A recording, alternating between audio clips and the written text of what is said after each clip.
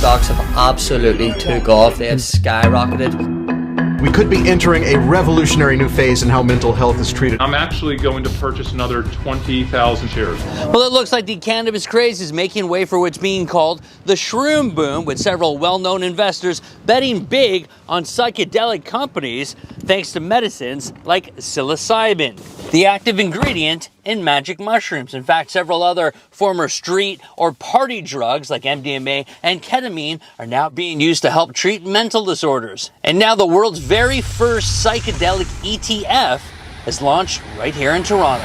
An ETF stands for Exchange Traded Fund.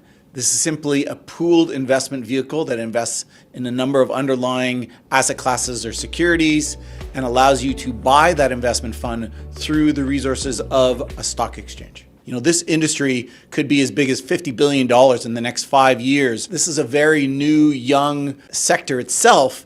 And there's a lot of risk with investing in one individual company, whereas the ETF provides you exposure to a basket of underlying psychedelic stocks. One of the companies within that basket is Toronto's own Field Trip Health Incorporated, who have opened several psychedelic-enhanced psychotherapy clinics.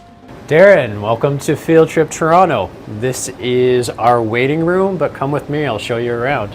This is the lounge area of our Toronto location, a space for people to relax. Field Trip Toronto is Canada's first psychedelic assisted therapy center. So we're not selling drugs, we're not selling psychedelics, we're selling psychedelic assisted therapies. So the entire time you're either with one of our physicians or a nurse practitioner. Right now in our Toronto location, we're using ketamine assisted therapy. Ketamine is an FDA and Health Canada approved medication. It's been approved for close to 60 years. Some of the patients that have benefited from Field Trip's psychedelic enhanced therapy are first responders, including fireman Mark Arnold. 23 years of frontline work in the emergency services. I was feeling the effects of that, and I found that ketamine-assisted therapy was extremely helpful.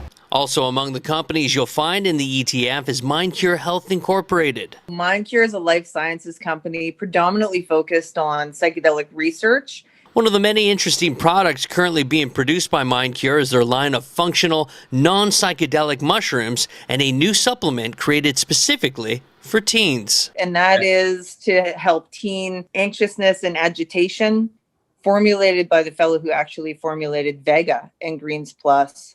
Next, we check in with Entheon Biomedical CEO Timothy Coe in Vancouver, whose own personal life experience was one of the main reasons he decided to get involved in the psychedelic sector. This company probably wouldn't have come into existence if I didn't lose my brother.